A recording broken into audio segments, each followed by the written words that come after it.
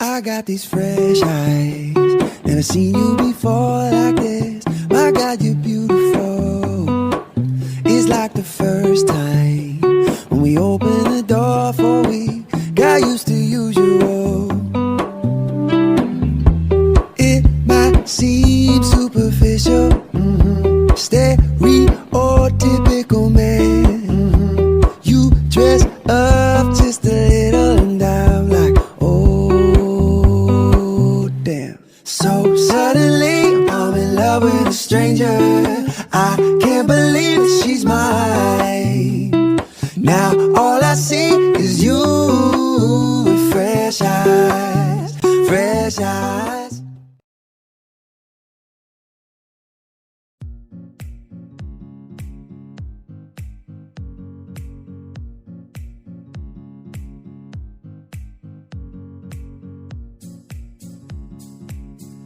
What is cervical cancer?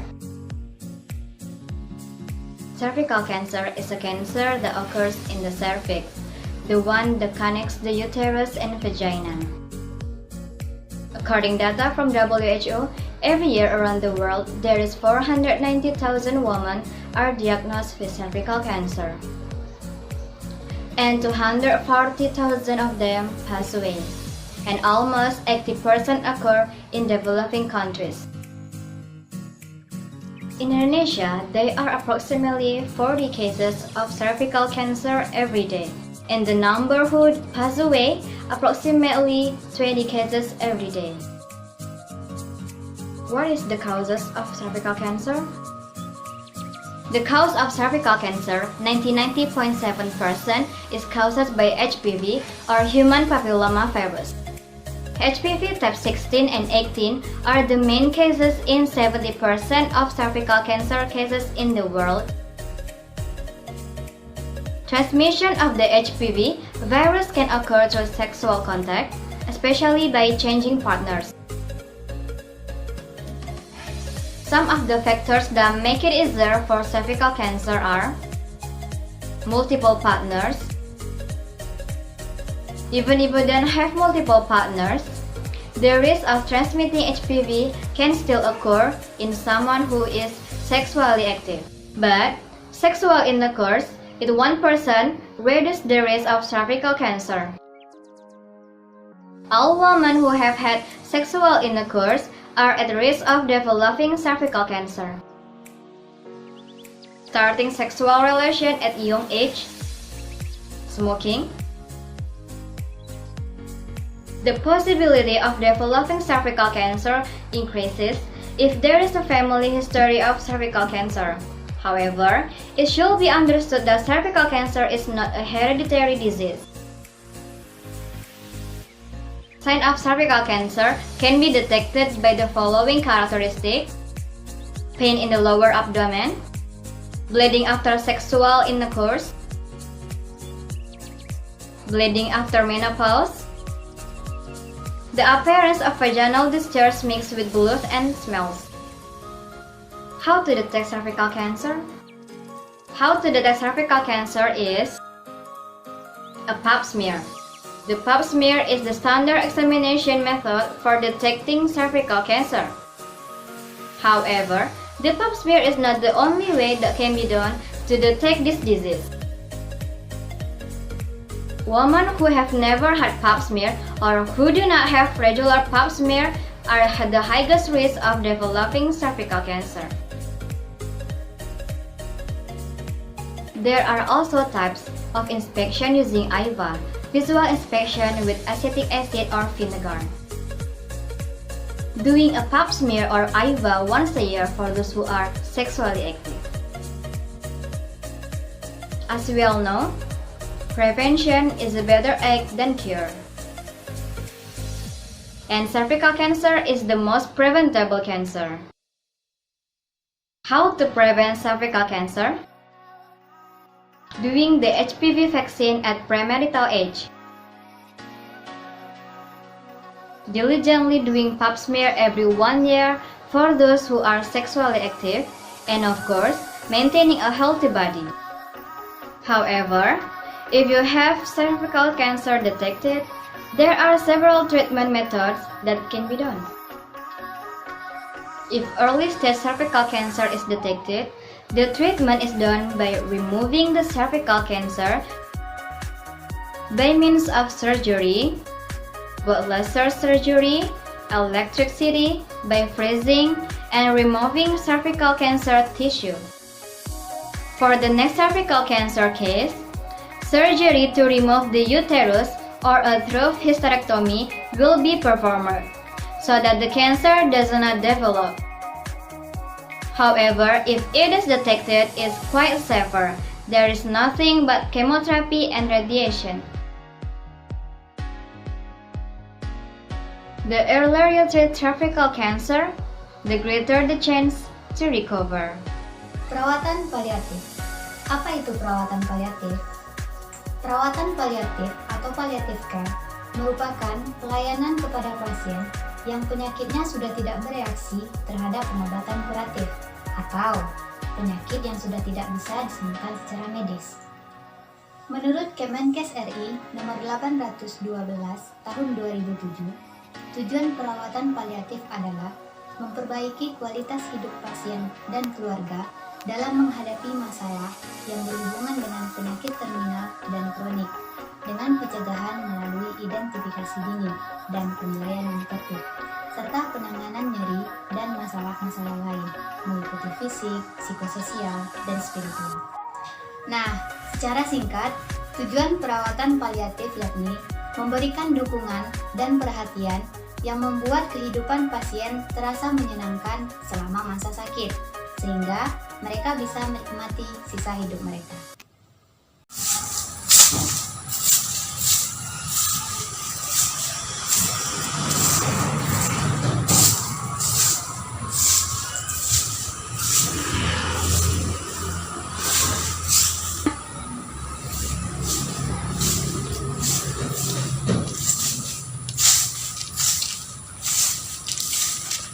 Assalamualaikum. Waalaikumsalam. Silakan masuk, Sus.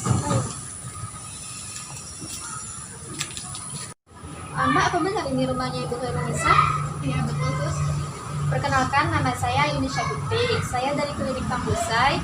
Saya yang mulai hari ini yang bertugas untuk mengecekkan rutinitas Ibu Khairunisa. Kalau boleh saya tahu, Mbak, siapanya ya? Saya adiknya, Sus. Ada. Baiklah, Sus, mari saya antar. Iya, Mbak.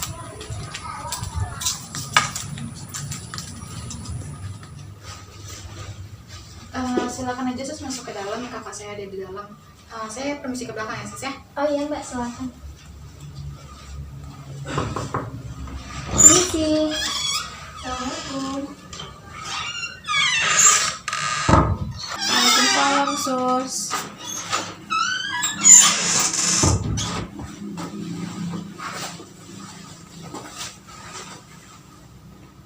Selamat pagi, Bu. Perkenalkan, nama saya Ayuni Syafitri, biasanya dipanggil Ayuni. Saya dari Klinik Tambusai.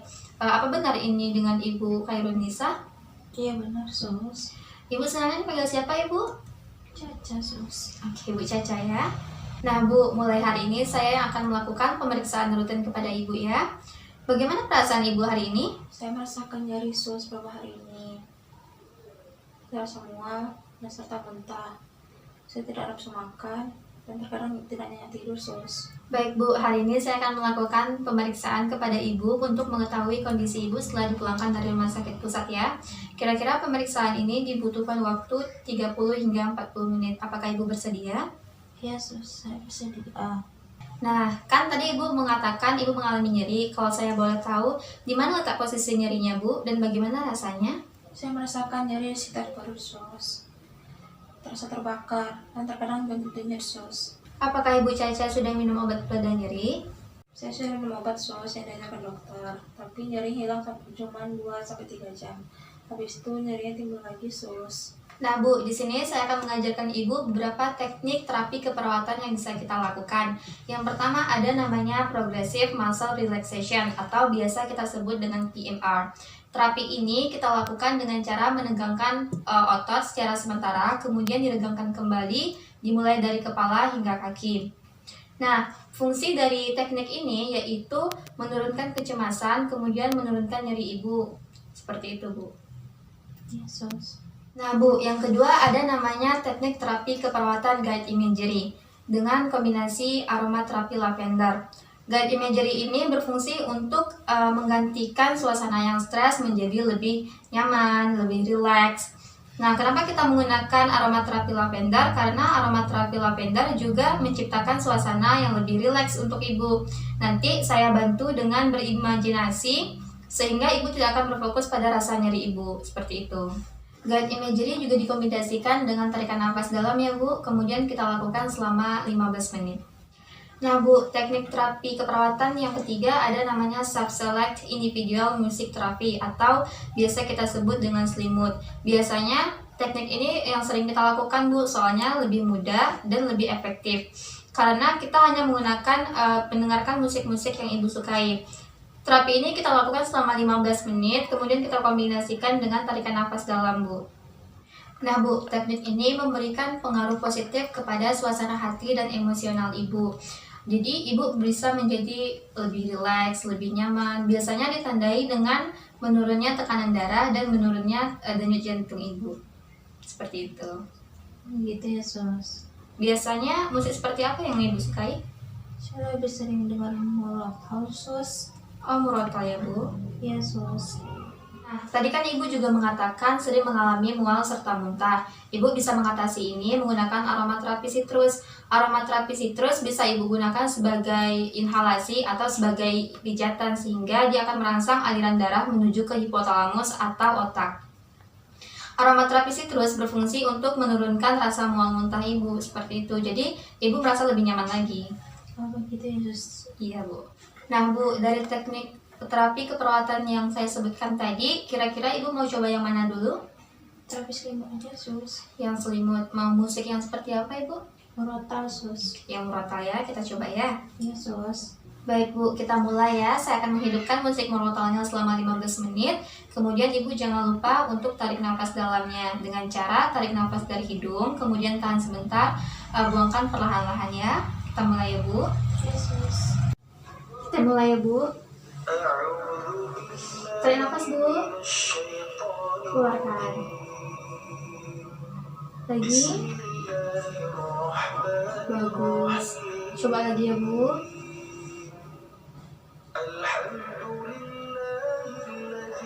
Diulang ya Bu, terus.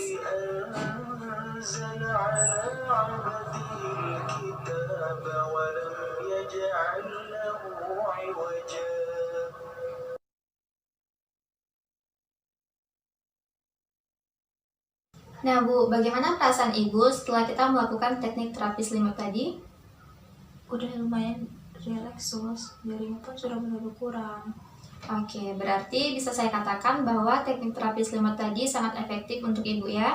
Nanti saya akan dokumentasikan untuk Ibu lakukan selanjutnya ya Bu. Iya Sus. Baik Bu, kalau begitu besok kita akan ketemu lagi di jam yang sama untuk melakukan tindakan terapi yang belum sempat kita pelajari tadi. Sekarang saya pamit dulu ya Bu. Kalau begitu saya permisi dulu ya Bu. Besok saya akan datang lagi sesuai jadwal yang telah kita janjikan ya Bu. Saya pamit pulang dulu ya Bu. Iya Sus, terima kasih. Iya, sama-sama.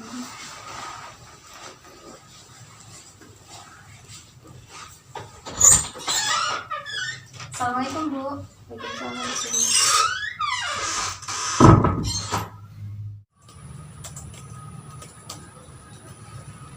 Udah selesai pemirsaannya, Sus? Oh iya Mbak, sudah? Ah, baiklah. Silakan duduk, Sus. Iya.